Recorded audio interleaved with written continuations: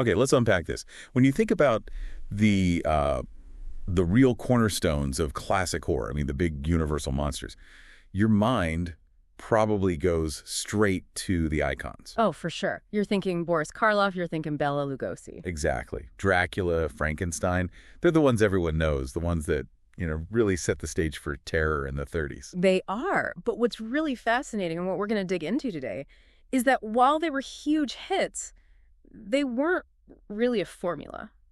What do you mean by that? Well, they were kind of singular events, adapted from these massive novels. They didn't give the studio a repeatable model for making new monsters from scratch. So the argument we're making here is that the actual blueprint, the thing that Universal used again and again for decades, Yeah. wasn't from those giants. It came from a quieter film. A much quieter film. We're talking about 1935's Werewolf of London. Which most people haven't even seen. Right. And our mission today is to show you why that film, even though it's totally overshadowed by The Wolfman later, is maybe the most structurally important monster movie they ever made. It was the blueprint draft. It was the blueprint draft. It's where they figured out the rules of the game. Okay, so let's start with what you could call the first rule, this idea of the tragic curse. Yeah, this is a huge shift because before this, monsters were, well, they were just monsters. They were created in a lab or they were ancient evils. Like Frankenstein's creature or Dracula, they were antagonists from the get-go. Exactly. They were terrifying, but you didn't necessarily feel for them in the same way. Werewolf of London just flips their entire idea on its head. So tell us about the protagonist. He's Dr. Wilfred Glendon, a respected botanist, very educated, very English, and on a trip to Tibet, he gets bitten by a creature. And that's the key, right? He gets bitten. He's infected. He doesn't ask for it.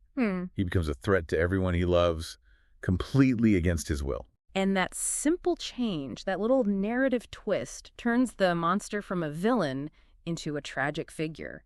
You're suddenly forced to pity the man trapped inside the beast. So Universal's big realization was pity comes first. Pity before fear. That's the secret sauce. That's what makes the horror so much more resonant. And you can see that leading directly into The Wolfman 6 years later with Larry Talbot. Oh, absolutely. They perfected it with Larry Talbot. I mean, he is just constantly trying to do the right thing, to warn people, to lock himself away. He's so full of despair. So Glendon in 35 was the prototype for that suffering. He was. The idea that horror isn't about the monster showing up, it's about watching a good person's inevitable, tragic failure to stop it. That all starts here. Okay, so if you're going to pity the monster, you need to understand what's happening to him. Which I guess brings us to the second pillar you mentioned, the rules-based monster. Right. You can't build a whole universe on just, chaos. You need a rule book that the audience can follow. And Werewolf of London was one of the first films to really try and formalize that.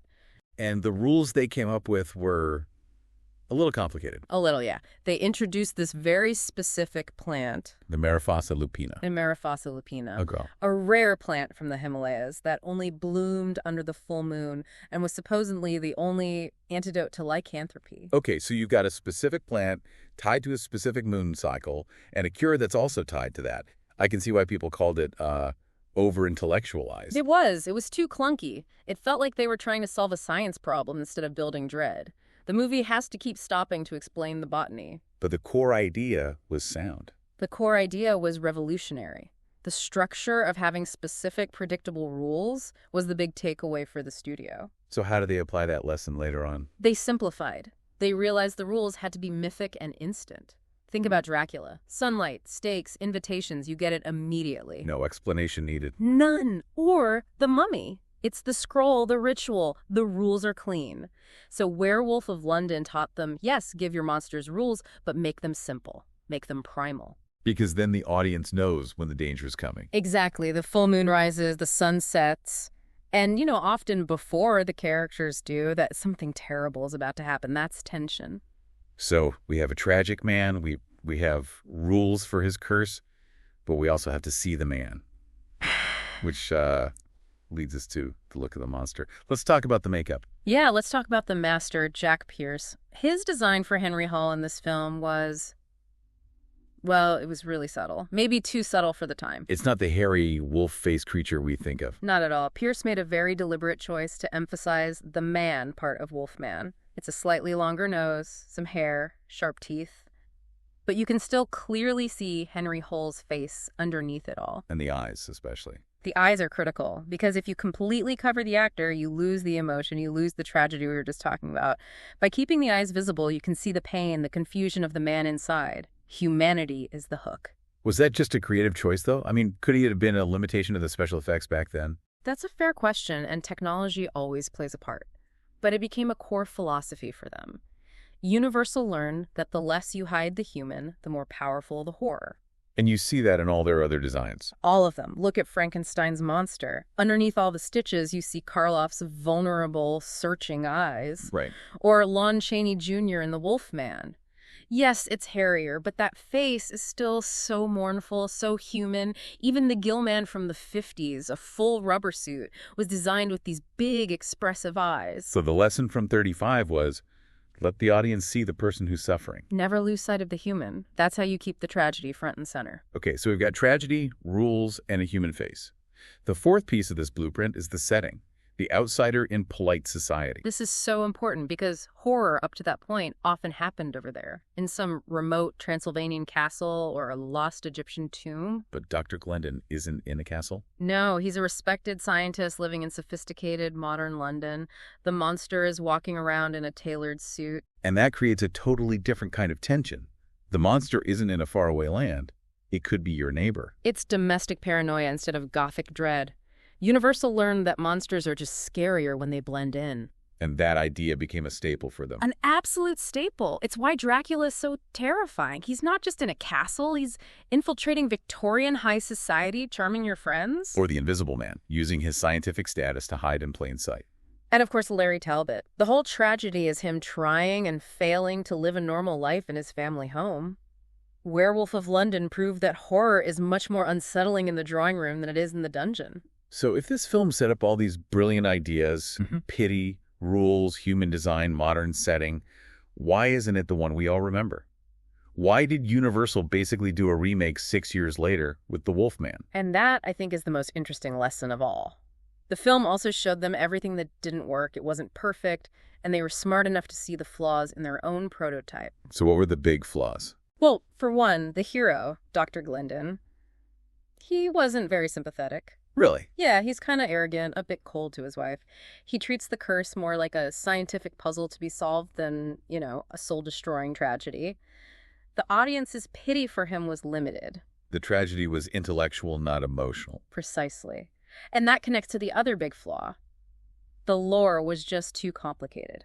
All that stuff about the special flower, the Marifasa lupina, it required so much talking, so much exposition.